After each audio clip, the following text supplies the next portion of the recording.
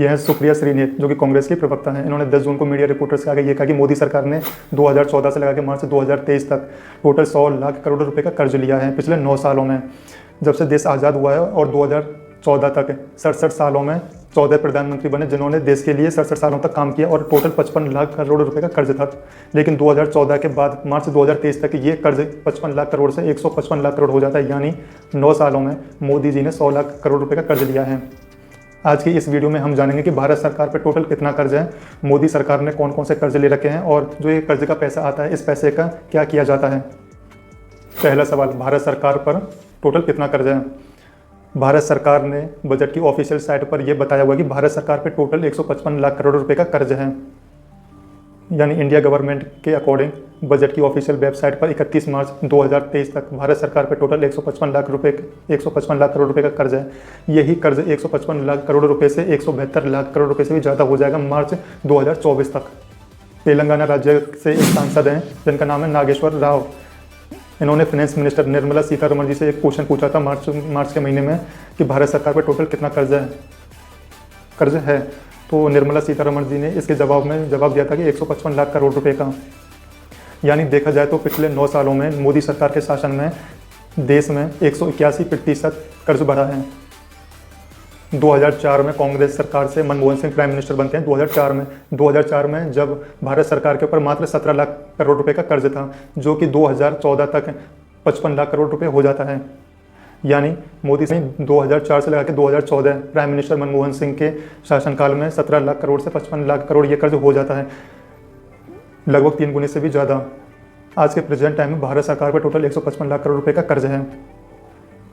हर साल भारत सरकार पर कर्ज बढ़ता रहता है। जैसे 2004 में 17 लाख करोड़ था, 2009 में 31 लाख करोड़, 2014 में 55 लाख करोड़, 2019 में 90 लाख करोड़ और 2023 में 155 लाख करोड़ है। और 31 मार्च 2024 तक ये कर्ज, देश के ऊपर कर्ज जो होगा वो 172 लाख करोड़ रुपए से भी ज़्यादा होगा।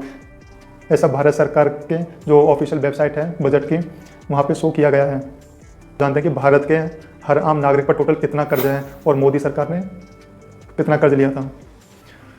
वित्त वर्ष 2014-15 के अकॉर्डिंग माने तो भारत सरकार ने शो किया हुआ है अपनी साइट पे कि उसके ऊपर 2014-15 में मात्र 55 लाख करोड़ रुपए का कर्ज था। ठीक है, यदि हम 2014 में मान के चलें कि देश की जनसंख्या 130 करोड़ थी, तो 130 करोड़ के हिसाब से और 55 लाख करोड़ रुपए यदि हम बांटें 130 करोड़ लोगों में, तो ये भारत के हर आम नागरिक पे औसतन 42,000 रुपये का कर्ज आता है हर आम नागरिक के ऊपर। लेकिन आज के जो प्रेजेंट टाइम में 155 लाख करोड़ रुपए का कर्ज है, जो कि पिछले 9 सालों में लिया गया है मोदी सरकार के द्वारा। और आज देश की पॉपुलेशन भी 140 करोड़ से कहीं ज़्यादा है, लेकिन हम 140 करोड़ लोगों में 155 लाख करोड़ रुपए को बांट दें तो औसतन आम नागरिक के ऊपर कर्ज हो जाता है 1 लाख रुपये से भी ज़्यादा। भारत सरकार के द्वारा तरह तरह के कर्ज लिए जाते हैं, जिसमें से एक कर्ज का नाम है विदेशी कर्ज, जो कि 2013-14 तक मात्र 31 लाख करोड़ रुपए था। और 2023 में पिछले 9 सालों में ये 17 लाख करोड़ रुपए बढ़ के 50 लाख करोड़ रुपए हो गया विदेशी कर्ज। मैं आपको यहाँ पे बताना चाहूँगा, विदेशी कर्ज उसे बोलते हैं जो कि IMF, वर्ल्ड बैंक और कई विदेशी बैंकों से जो कर्ज लिया जाता है भारत सरकार के द्वारा, उसको विदेशी कर्ज कहते हैं। 2005 में जब PM मनमोहन सिंह जी थे, उस समय कर्ज था मात्र 10 लाख करोड़, यानी विदेशी कर्ज 10 लाख करोड़ था। यही कर्ज 2004 से 2014 तक बढ़ के हो जाता है 31 लाख करोड़। 2014 के बाद 2023 तक, यानी 2014 से 2022 तक ये कर्ज हो जाता है 31 लाख से 50 लाख करोड़ रुपए। यानी मोदी सरकार ने 19 लाख करोड़ रुपए का विदेशी कर्ज लिया है पिछले 9 सालों में।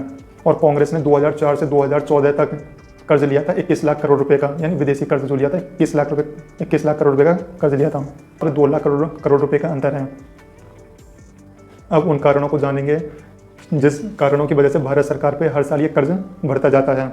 ऐसे 2 मेन रीजन है। पहला है सरकार की आमदनी कितनी है, और दूसरा रीजन है सरकार का खर्चा कितना है। अब जाहिर सी बात है, यदि आमदनी 98 है और खर्चा रुपया है, तो आपको अपना घर या देश चलाने के लिए कहीं ना कहीं से कर्ज तो लेना ही होगा। तो इसी वजह से ये कर्ज बढ़ता है देश के। सरकार जब कहीं से कर्ज लेती है तो उसके कर्ज लेते ही जो रेवेन्यू है, यानी राजस्व, जो उसमें घाटा है वो घाटा बढ़ने लगता है।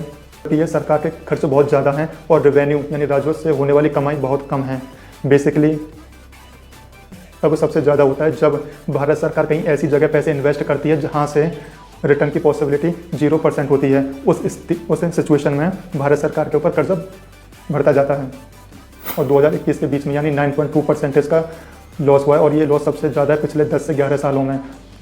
अब जानते हैं कि भारत सरकार किस किस तरह के या कौन कौन से टाइप के कर्ज लेती है। बेसिकली 4 तरह के कर्ज लेती है भारत सरकार। पहला है देसी कर्ज। देसी कर्ज लिया जाता है आरबीआई बैंक और जितनी भी भारतीय बैंक हैं उनसे, और जितनी भी इंश्योरेंस कंपनी और कॉर्पोरेट कंपनी है उनसे जो कर्ज लिया जाता है भारत सरकार के द्वारा, उसको देसी कर्ज कहते हैं। विदेशी कर्ज IMF, वर्ल्ड बैंक और कई सारी ऐसी फॉरेनर्स बैंक हैं जिनसे कर्ज लिया जाता है भारत सरकार के द्वारा, उसको विदेशी कर्ज कहते हैं।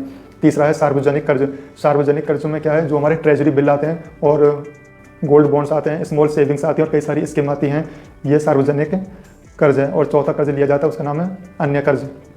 जैसे कि एग्जांपल के लिए मैं बताऊं, जैसे 1990 में जो भारत का सोना था, उस भारत का जो गोल्ड था, उस गोल्ड को गिरवी रखकर भारत सरकार ने कर्ज लिया था।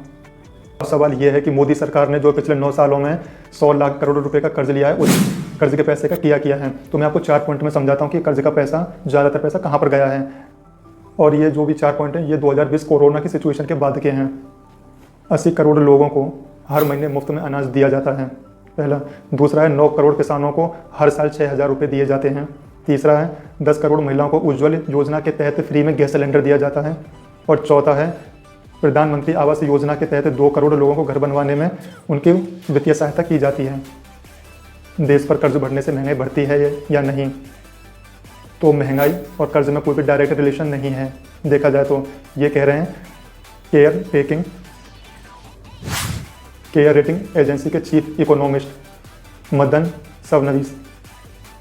सरकार के द्वारा कर्ज का लिया हुआ पैसा सही से यूज़ किया जाता है और वो यूज़ होने के बाद मतलब मार्केट में ये पैसा आता है कर्ज का, तो इससे रेवेन्यू जनरेट होता है जो कि भारत सरकार को जाता है। और यदि इस कर्ज का मिसयूज़ किया जाता है तो तब महंगाई बढ़ने के चांस होते हैं।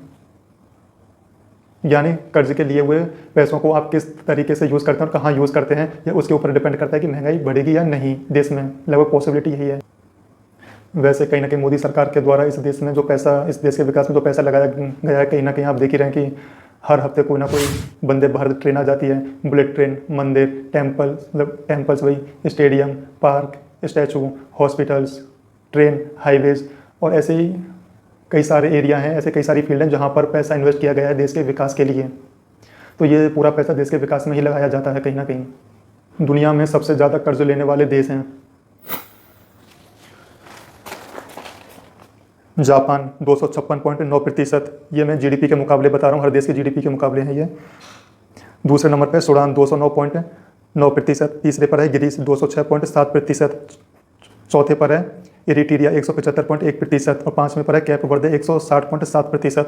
हमारा जो पड़ोसी देश है मालदीव 9वें नंबर पर आता है 137.9%। सिंगापुर 10वें नंबर पर है।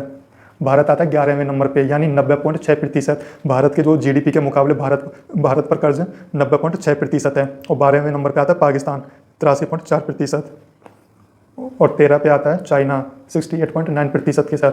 ये जो डेटा है ये वर्ल्ड बैंक से लिया गया है 2020-21 के अकॉर्डिंग।